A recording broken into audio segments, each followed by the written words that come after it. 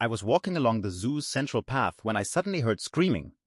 At first, I thought a child had gotten lost, but the screams grew louder, sharper, filled with panic. Then I saw him. A full-grown adult lion was running straight down the main path between visitors.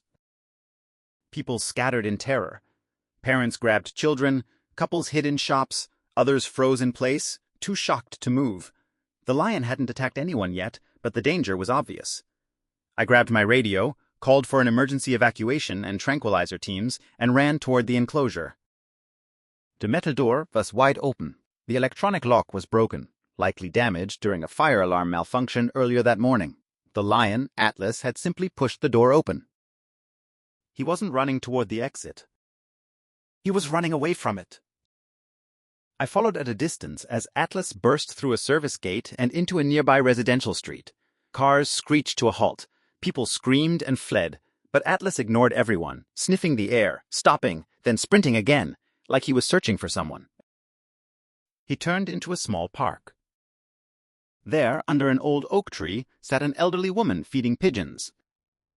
Atlas slowed. I screamed for her not to move, but she turned, saw him, and quietly said, "Atlas, is that you?" What happened next stunned everyone.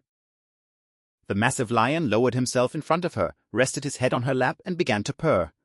The woman stroked his mane, crying openly. Police and armed zoo guards arrived, weapons raised, but I shouted for them to stop. The woman's name was Margaret.